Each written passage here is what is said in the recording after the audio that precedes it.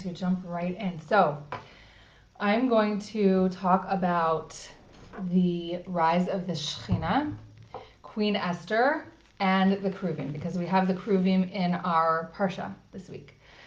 So I just want to take a deep breath before we dive in. You can join me, just kind of to get settled and get in the mood. Just one.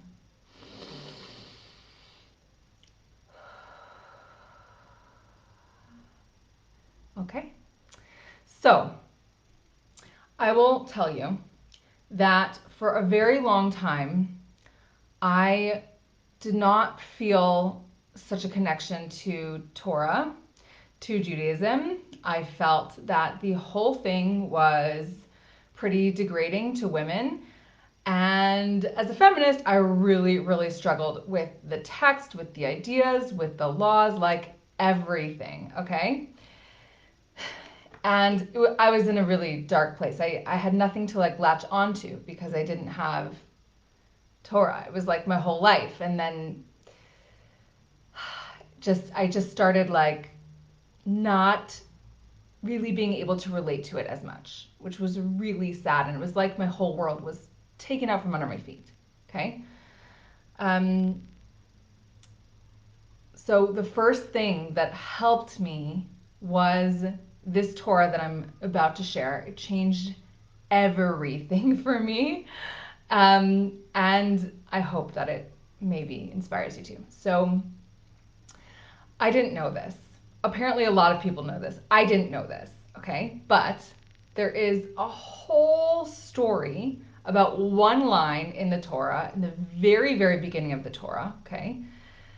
Where it says that God created two great lights. One light to rule the day, a great light to rule the day, and a smaller light to rule the night. Now, if you're not paying attention, that sounds like a totally normal way to start creating the world, right?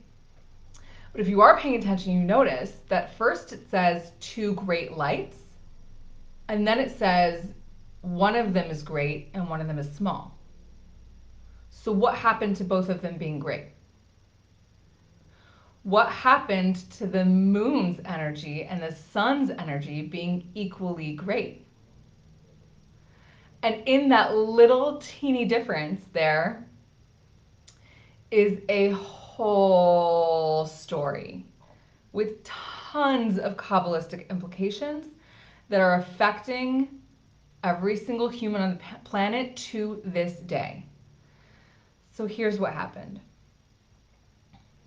Here's what the Midrash says. And it's not just a Midrash, there are tons of Kabbalistic writings about it. If you want sources, just let me know, okay?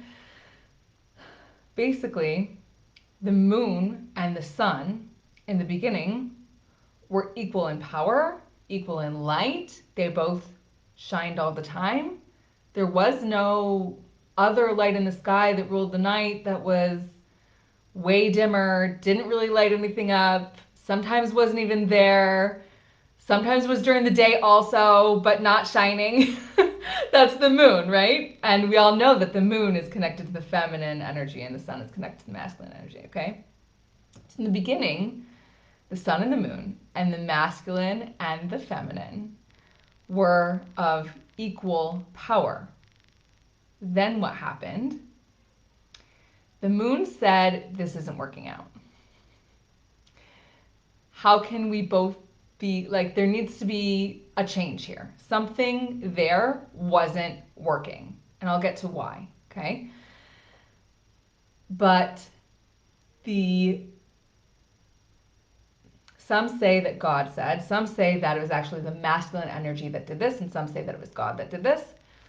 But the moon was completely diminished. Like, she fell all the way down from being a high, great light. Like, to rock bottom, she fell. And if you haven't noticed why we live in such a masculine-dominated society, and by the way, I'm not saying that's bad, okay? I'm just saying that throughout history, it's been very masculine-dominated, and what does that mean? It means like the sun that shines all day And when it's not shining on one side of the world, it's shining on the other side. It doesn't stop. There's no cycles. There's no rest. It's just on and on and on and on and on. Kind of like the way we just are all working on and on and on all the time. And that's kind of expected from us. We're expected to be productive. We're expected to be always productive, like never really resting, like you're lazy if you're not. Okay, but nowadays things are shifting a little bit. Okay, so why are they shifting? Why did the moon fall? I'm going to answer all these questions, and then we're going to get to how it relates to Queen Esther. Okay, so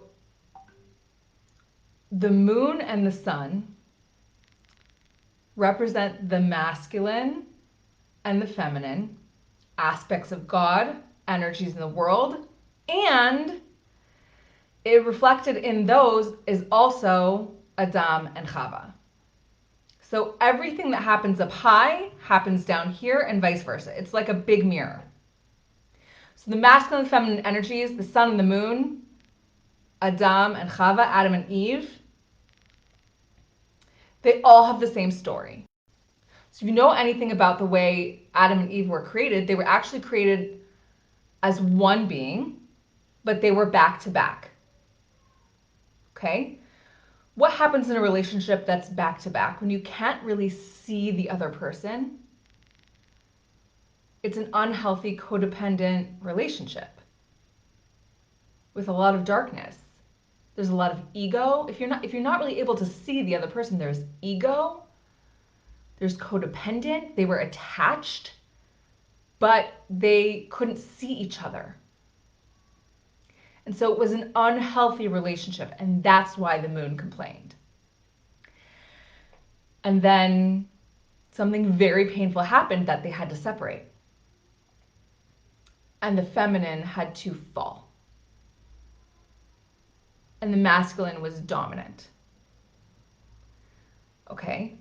But what's the happy ending is that the entire story of the whole world, all of history, or we could say herstory, is the story of the moon rising and the feminine and masculine coming face to face into a healthy relationship where they are both separate, equal partners,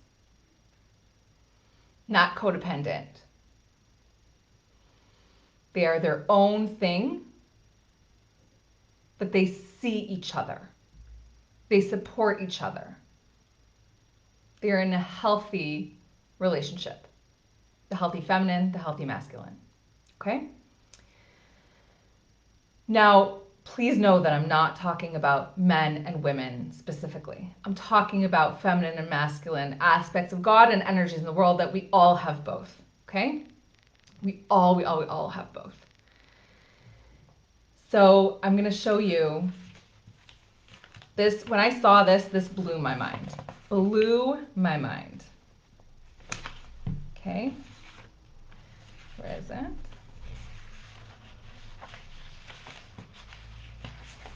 This one. The one in the back. Okay.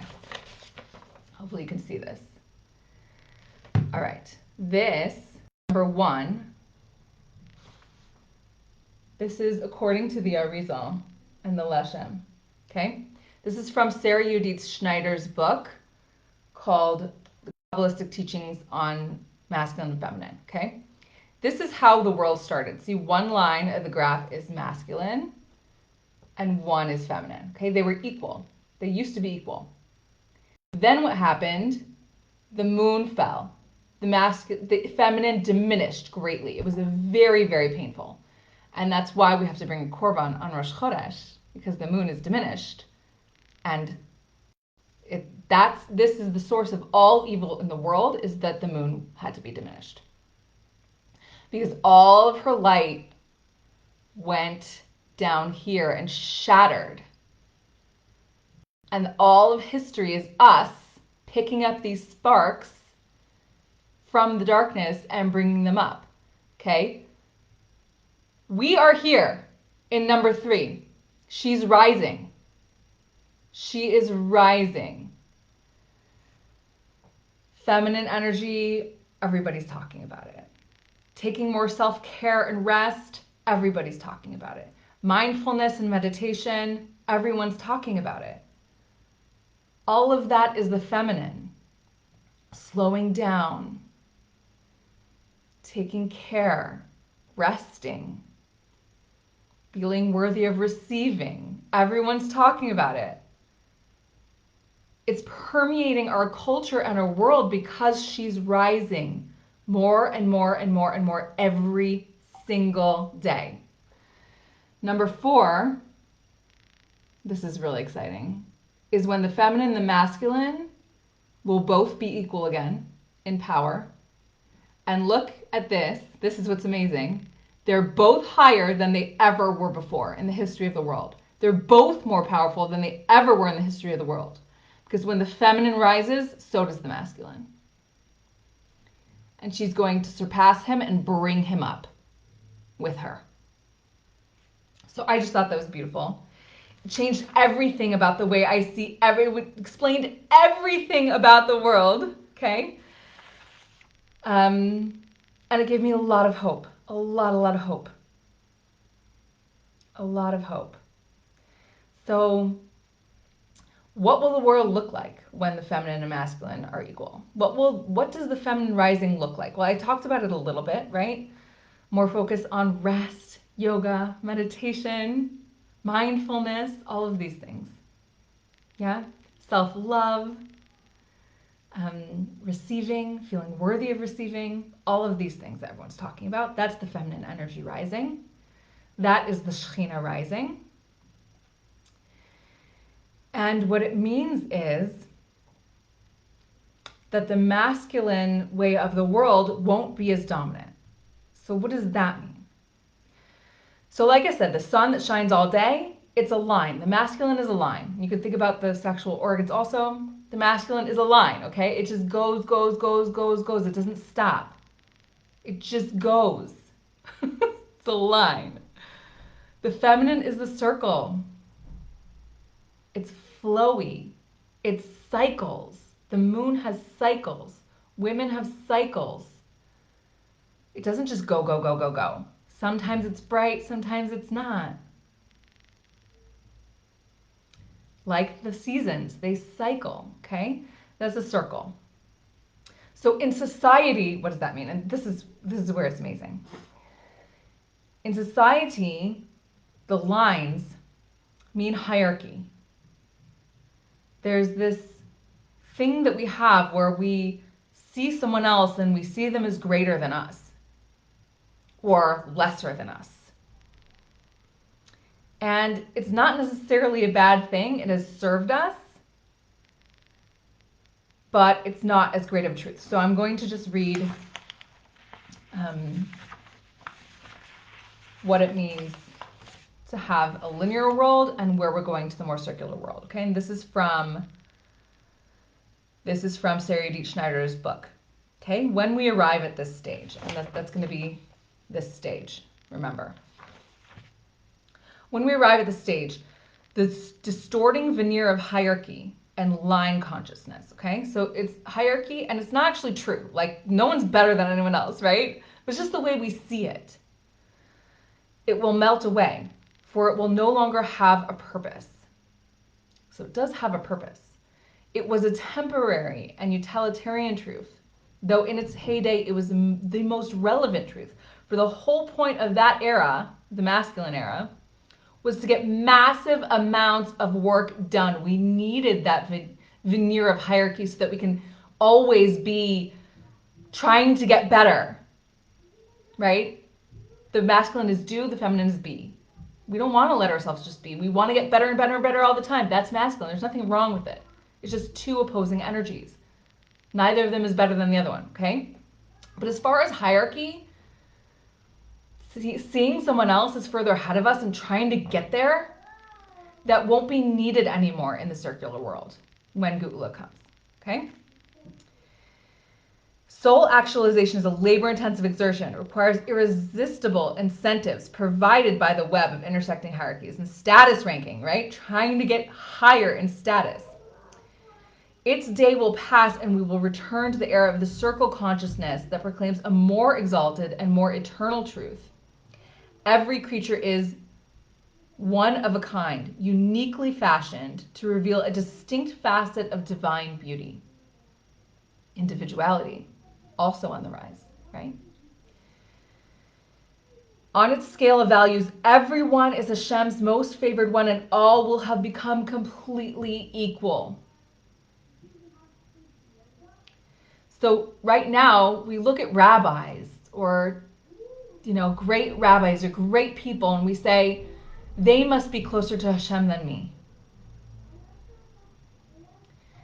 And maybe that kind of in a weird, maybe a little bit unhealthy way, motivates us to be better. We have to look at other people to be better. In the circular world, you won't have to look at anybody else.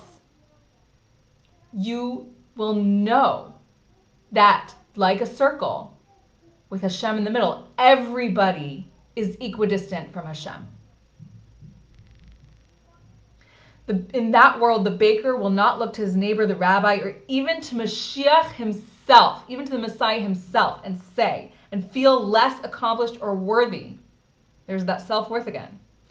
Everyone will be filled to overflowing with joy of having discovered who he or she really is as a unique person.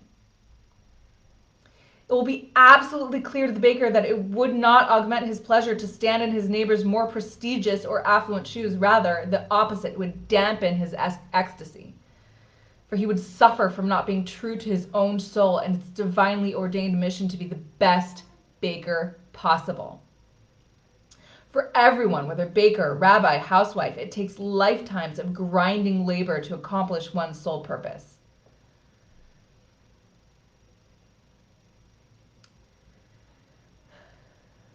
And in the end, everyone comes out equal. Okay? So the circle has no beginning, no end, no up nor down. Each of its points is equidistant from the common center towards which it faces. Similarly, in the circle world, it will be gloriously clear that every soul is equally precious and singularly beautiful in a way that cannot be ranked. It will not anymore be possible to look to one's neighbor for guidance in serving God. So you're not going to be able to ask someone else, like, what should I do here? Like, what's the best way? What's the way for me? What does Hashem want from me? You will have to ask yourself. Because everybody's path to Hashem is unique. Everybody's path to God, everybody's path to serving God is completely 100% unique. And so no one will be able to advise you. And we're seeing that now. We're seeing that already now. That's how close we are. There was nowhere to look for instruction except for straight from God. Sorry, not just you. You have to ask God. You're not going to just have to ask yourself. You're going to have to ask God. Okay? There's going to be a conversation between us and God. And I know that Hitbodedut, which is a type of prayer where we just talk to God, is also on the rise. So the feminine is rising. The circle truth is, okay, right. So Hashem sits at the circle's center, equidistant from all its holy points around the circle. Everyone's just as close to Hashem as everyone else. And the circle truth is reenacted each year on 2 festivals of Sukkot and Simchat Torah, where we dance in a circle. And the verse that describes the deeper symbolism of this practice reads, "The Lord has created a new thing on earth, woman shall surround man." Its words hearken to the era described previously, where circle consciousness supersedes hierarchy and replaces it as the greater and more encompassing truth. Okay, now check this out. This is the Arizal's line of history, okay? I think it might be backwards for you. I'm not sure, but right, we have cycles of 7. We have Shabbat, and we have Shemitah, and we have like everything and the year that all the slaves go free, right? Like everything is cycles of 7. So the entire line of history is 6,000 years, followed by seventh, another, one after the 6 of rest. Okay, so just like there's 6 days of work and then rest on the 7th day, there's 6,000 years of work of the hierarchical linear world. It's broken up into 2,000, 2,000, 2,000. So there were 2,000 years of chesed when Hashem was doing miracles like splitting the sea and all that, okay? Then there was 2,000 years of Torah where we had like the prophets that would like bring messages right from God, okay? Here, then, after the destruction of the temple, which was here, we have 2,000 years of chaos, otherwise known as the Messianic era, because it's right before the Messiah comes, okay? It's the 2,000 years of chaos because nothing makes sense, if you haven't noticed. Everything feels like it's upside down. And we are asking, like, why, God, why? Where are you in all of this? Where are you in the terrorist attacks? Where are you in the earthquakes? Where is your light? We can't even see it. It's just chaos. So there's 6,000 years from the creation until Geula. We're in the year 5783. Look at this. You are here. If you were born today, if you're born into this world and you're alive today, sorry, not if you're born today. If you're alive today, if you were born in this era, you were born in an era that is right before the redemption must come. Could come before, but right before it's going to be over. The hierarchy world will be over. And everybody will be 100% true to themselves and love it. So if you feel like there's kind of 2 paradigms going on right now where people compare each other and compare themselves to other people and are constantly trying to achieve more and be productive and whatever, and then this other paradigm where we're supposed to like rest and love ourselves and and like be true to ourselves and be who we are and be individuals, like if you feel like it's really confusing, you're right. Because we're still in the masculine world, but the feminine is rising more and more and more and more every day. And so we feel this like tug of war. It's completely normal. Completely normal. Okay? So, what does all this have to do with Queen Esther? So I'll tell you about Queen Esther, again, as a feminist. I had a very, very, very intense feminist period where I was working in the violence prevention industry. I still am, but it was affecting me deeply, the way that women were being, the amount of violence against women, my own personal trauma of violence, and it definitely distorted the way I saw the world. But I think even since I was a little girl, I never really related to Esther as like that much of a hero. Stick with me, okay? Because when I was little, the main thing that everyone said about her that was so amazing, like other than the fact that like she went to the king and risked her life, okay? But the main thing that everyone said about her was that when they took her to the castle, she did not ask for makeup or nice clothes, and she was so modest.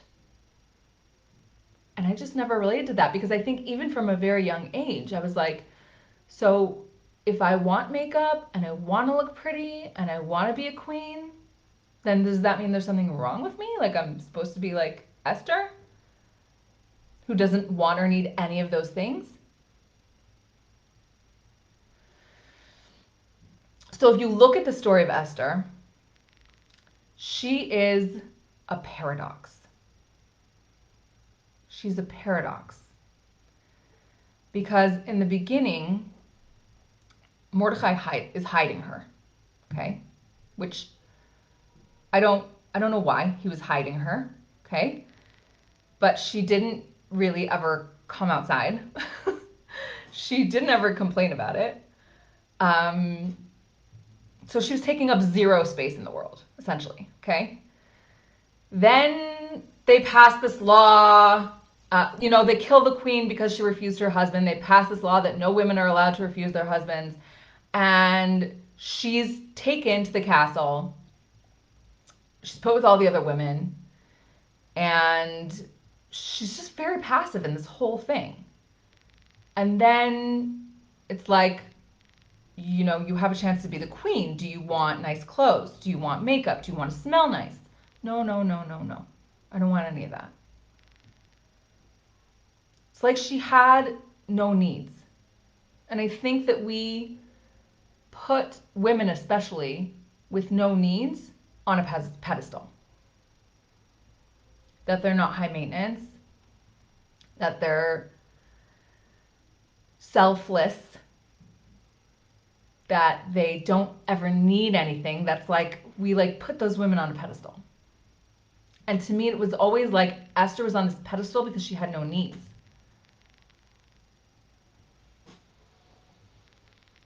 And as a feminist, it was very hard that she had this opportunity to be one of the most powerful women in the world and look beautiful and whatever, like natural things that women want. Women want to be the queen, right? And the fact that she didn't want that is what we say is amazing about her. But if you look at the story of her, and you don't just look at the beginning, and it actually says about her that she was like the earth, like you could just step on her. And you really do see that. She doesn't talk. She just gets thrown around. She's hidden, then she gets dragged to the castle. She's just thrown around. And there's even a midrash that says that one of the reasons she was chosen was because when she slept with the king, she just lied there. And the king saw that she was passive, and he wanted someone passive. He wanted someone that he could control completely, 100%. So this is really complicated, right? This is a really complicated story. But here's the thing. She doesn't stay that way, does she? She doesn't stay that way. And I think the Esther at the end of the story is a completely different person than the Esther at the beginning of the story, and we never really talk about that. I think that we talk about the characters from the Bible as like, this is who they were, and that's how we should try to be. At least that's how they were presented to me. They're flawless. Everything they do is a sign for how we need to act, right? And that was so hard for me about this whole Esther thing. I'm just being 100% honest. Like, that I like makeup and I like nice clothes and I like to be beautiful and I do want to be a queen. And I don't think there's anything wrong with that. But she wasn't in that space yet. Here's the thing about every character from the Bible. They were human. They weren't linear. They weren't just one thing. They were complex. They were complex human beings just like you and me. And Esther especially has this crazy evolution. I was going to bring it, I forgot to bring it, but the turning point for Esther is when Mordecai comes to the castle. He's dressed in rags and sackcloth. It's all in the story. You can read it. And she is like it's the first time we really hear from her, right? Is when he comes.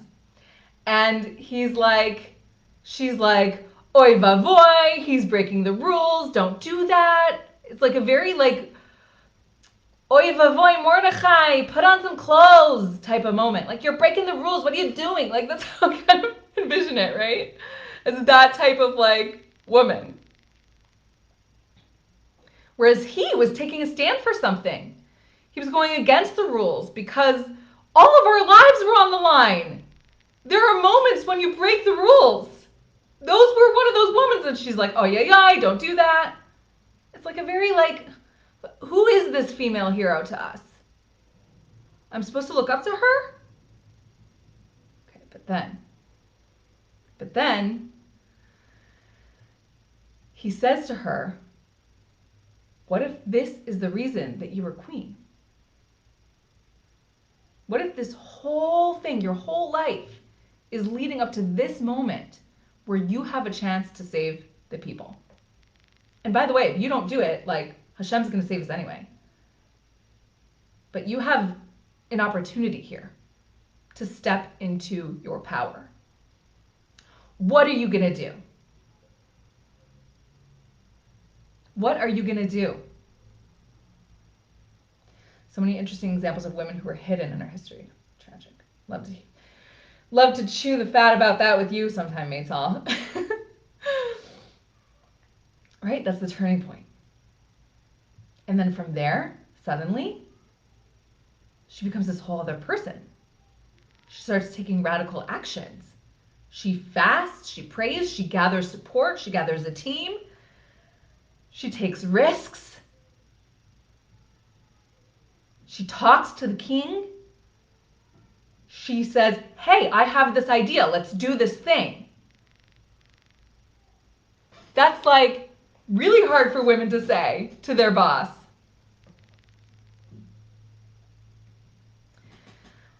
And then by the end of the story, not only is she the queen of the freaking world, but she is leading the war for the Jewish people. She's directing the army of what to do. She wrote down her story. She named it after herself. That's like if I were to write a memoir, like a book about like my life, and I'm like, what should I call this? I'm going to call it Jackie. Okay, publishers, print it. And don't just print it. Make it part of the Tanakh. And also, don't just make it part of the Tanakh. Make sure that even after the Geulah, when we're not celebrating any other holidays, we're still going to read this book and celebrate my holiday. Here are the laws of the holiday, rabbis. Put this in. Put this in the Tanakh. That's the Esther at the end. So the story of Queen Esther is the story of the feminine rising into her power. She starts as nothing. Nobody knows who she is. Nobody knows her name. Her name is Esther, which means hidden. She is hidden. She has no self. She has no identity. She's not even allowed to say her identity. She has to keep it a secret. She doesn't talk. She's just whipped around in this whole thing, totally passive. And that's the Esther that we kind of always talk about. And then she does this amazing thing where she takes a big risk. She goes into the king and she risks her life, and the king finds favor in her eyes. But okay, like that was a big chance, right? She took a huge risk. He could have set off with your head and that would have been the end of her. And yeah, that's amazing, but like, where is her power?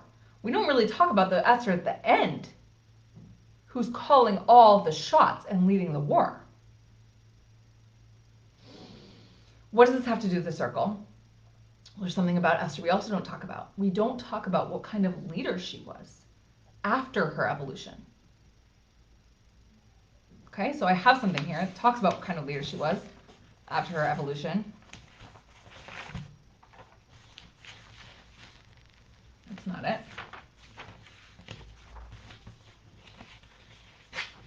Okay. This is from the Gemara about Esther, if I'm not mistaken. It says, Esther inspired affection in all who met her because, even though she was the most powerful woman in the world, she related to every person as her equal. This was not a manipulative strategy, but the truth of how she saw the world.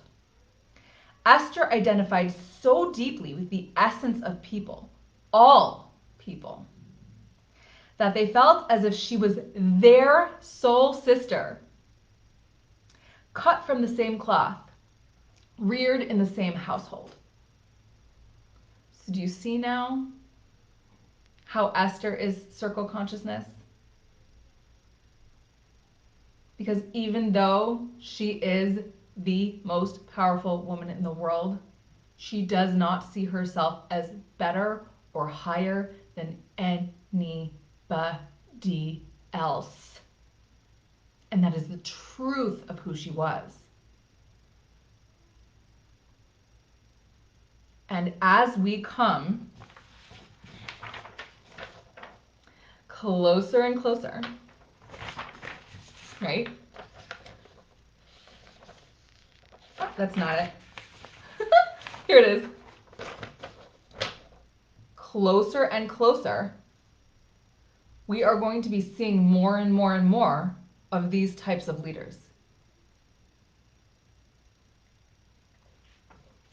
These are the leaders that we need. I'm calling on you. Those are the leaders that we need. I'm calling them in right now. We need people who can see the depths of who we are, see our uniqueness, see our beauty, and not feel for a second that they are better than us. Those will be the types of leaders we will have after the Geula.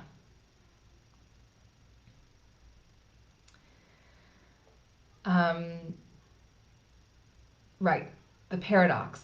So, should I go into the paradox? 7 o'clock. Okay, the paradox. Esther is the paradox, right? She starts as nothing, then she's like the most powerful woman in the world, she's the most passive woman in the world at the same time, right? Then she like has no voice, she's scared, blah, blah, blah. Then she's just like calling all the shots.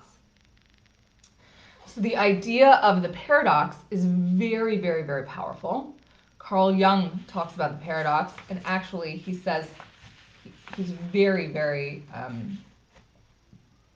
like intense about it. This is the quote I wrote down from Carl Jung, okay? Things have gone rapidly downhill since the age of enlightenment, for once this petty reasoning mind, which cannot endure any paradoxes, is awakened, no sermon on earth can keep it down. A new task then arises, to lift this still undeveloped mind step by step to a higher level and to increase the number of persons who have at least some inkling of the scope of paradoxical truth. We simply do not understand anymore what is meant by the paradoxes contained in dogma. Okay, what does that mean? So basically what he's saying is that since I think he was having trouble with the paradox of the good and bad of the Enlightenment, to be honest, because there's a lot about the Enlightenment that was great and took us out of the Dark Ages. But the downfall of it was that we have this thought process that's logical. It's too logical. It says, well, if this is true, then that can't be true. When in fact, there can be two opposing truths at the same time that exist together. And not only that, the entire world is made up of two opposing existing truths that exist together. Not only that, but the entire creation of the world is a paradox, because how can an infinite being create something that's finite? How can an infinite being possibly create something that's outside of himself? It's a paradox. Now, in order for us to be able to like hold all of these things, that opposing truths, like we really only, unless we expand our consciousness, we're only really able to hold one truth at a time. And what Carl Jung is saying here is that it's a more expanded consciousness to be able to understand and hold and make space for paradoxes, like good and evil, like on Purim, when we're supposed to get to this place where we can't tell the difference between good and evil. Not because we are morally inferior suddenly because we're drunk. No. Because the ultimate truth is good, evil, light, dark. God only had to split them up because the world was too narrow to hold them at the same time. But the deeper truth is that they're the same thing. They're the same thing. Why? Because everything is the same thing, because everything is Hashem. That's Judaism 101, right? Hashem is one. There is nothing outside of Hashem. Nothing. Because all is one and serves one purpose, which is revealing Hashem in this world, right? Right. So there's no difference, really, on a higher level between good and evil. Because everything is one. But you got to get to a bit of a higher consciousness to get there. And that's what Purim allows us to do. And Esther, the paradox of powerful and passive, right? She shows us how to do this. She shows us that we can evolve like the moon. We can grow and grow and grow. We don't have to stay the same. Okay? Okay. So, I promised I would relate this to the Parsha and the Kruvim, so here we go. Right?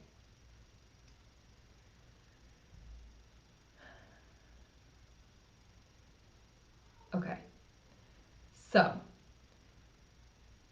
both Rashi and the Rambam and the Gemara and the Zohar, they all say this about the Kruvim. That they, I guess piecing together what each of them says, this is what the Kruvim were. They were naked. They were children. One was male and one was female. And they were embracing. Okay?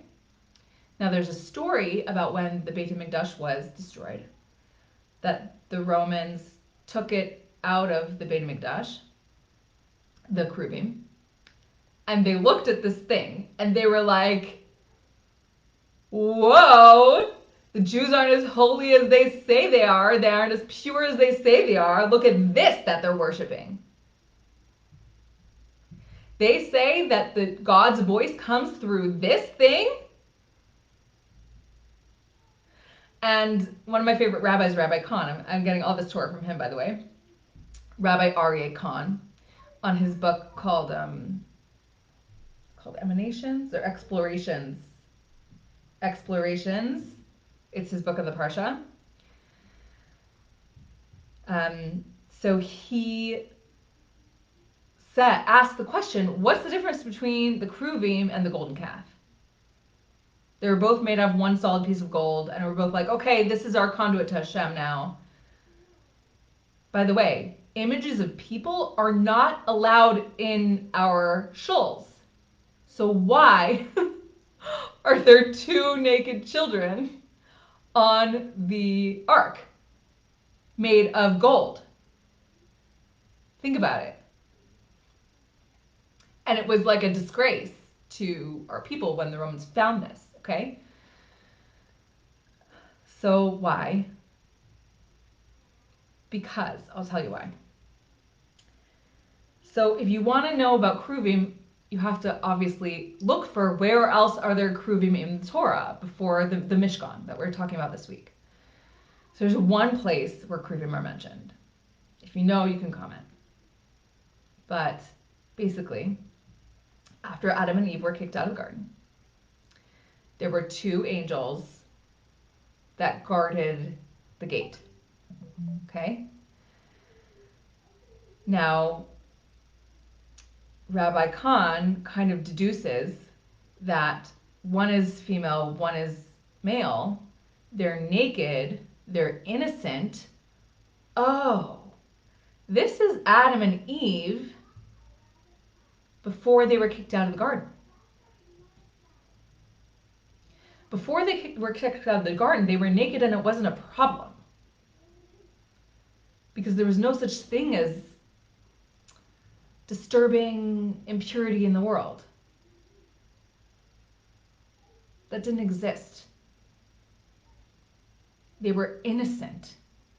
Before they ate from the tree of knowledge, they were innocent. They were pure. So you and I might look at a naked boy and girl embracing and think like the most disgusting things. But in reality, it's just pure innocence. It's who we really are in Hashem's eyes. And so this whole thing about the Mishkan being this home for God, and God talks through these Kruvim, and like, it's so Avodah Zarah-y, right? It's so like idol worship-y, if you look at it that way. And then they're like doing whatever. Like, it's so idol worship-y if you look at it through the eyes of the tree of knowledge, where we know the disgusting things that happen in the world. But if you look at it through the eyes of the tree of life, it's not a house for God. When we sin, like Adam and Chava, they sinned, and God said, okay, like, what happened? Let's talk about this. And they're like, no, like, it wasn't me, it was her. Like, oh my gosh, we're naked. Oh my gosh, we're not pure. We're so far away from you, Hashem, clothe us. And they started freaking out. Whereas Hashem was like, let's talk about this, and they couldn't. Do you understand what I'm saying? When we sin, we feel more distant from God. We feel dirty. When we sin, we feel dirty. So why does the Kohen Gadol go into the Holy of Holies on Yom Kippur? And by the way, it's the only time anyone sees the Kruvim is on that day, right? Because it reminds us that Hashem sees us as innocent children. We're just his babies. No matter what we do, there's a level where we're just so pure to him. And we distance ourselves from God when we sin because we feel dirty. But his arms are always open. He's always ready to talk to us and take us back. It's like any good parent knows that no matter what your child does, you're always going to see them as your baby. You're always going to see them as like this innocent, pure being, and you're always going to have a home for them to be welcome in and come back to. It doesn't matter what they do.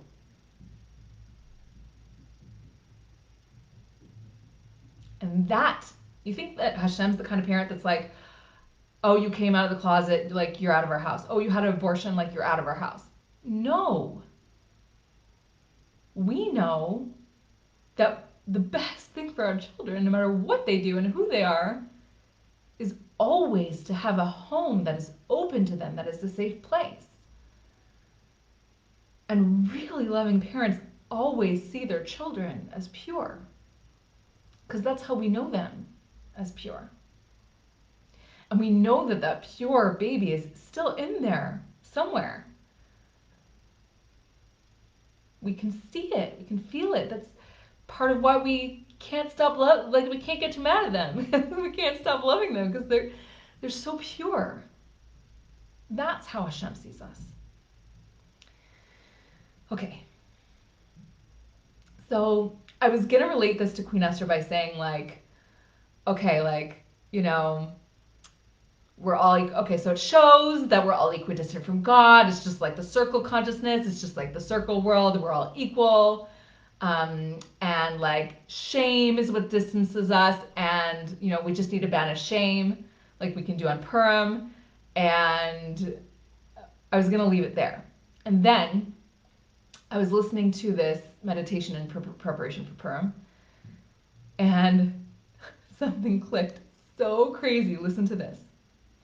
It says in the Megillah, first of all, Esther risked her life. for the Jewish people, okay? So that's what's called a mesirat nefesh. If you risk your life for the sake of Torah or the Jewish people, then like that's one of the highest levels you can possibly get to, okay?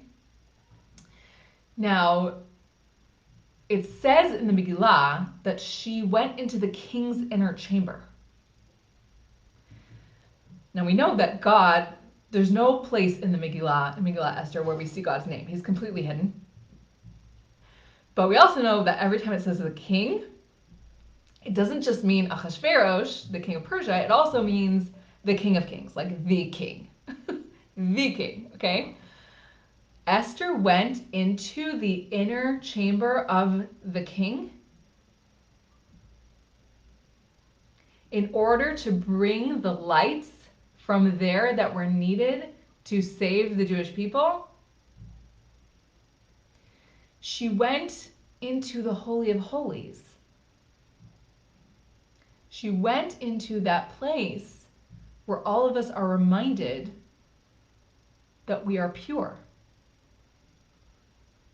We're reminded of our innocence. We were reminded of how much Hashem loves us.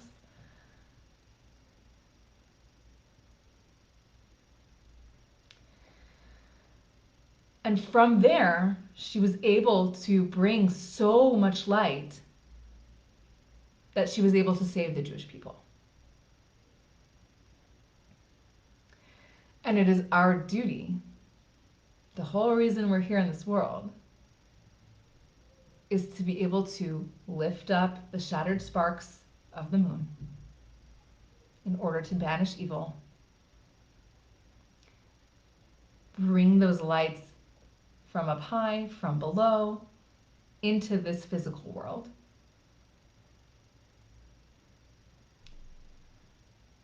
So that not just the Jewish people, yes, but the entire world. The rise of the feminine does not just affect the Jewish people. The Geula is not a Geula just for the Jewish people, although we have a role in it, a very important role in it. We are picking up the sparks. The entire world will come to a place where every single person feels 100% fulfilled in who they are just by being themselves. They won't have to do anything or try to get anywhere. They will just in being yourself, that will be your service to God. Because anything outside of being yourself will take you, it will like hurt your spirit. And it does hurt our spirit. We already are feeling that. We're already seeing examples of people who are 100% themselves and authentic, and I hope I can get there one day. I think it's a journey, but I just want to bless us that this Purim, we're able to sit with the paradox of good and the evil and the dark and the light inside of us and inside of the whole world. That we are able to see every single person in the world as equidistant from God. Nobody's better than anyone else. That we're able to see people for who they are, see ourselves as who we are, and rise the feminine until the feminine and the masculine are equal, separate partners, and the Shekhinah, the divine feminine, and the divine masculine are once again in unity. Okay? So that's that. And I hope you enjoyed, and I hope you enjoy the rest of the festival. And be in touch. You know where to find me online, Facebook, Queen Rise, on Instagram, and have a beautiful, beautiful Purim. I'm going to jump right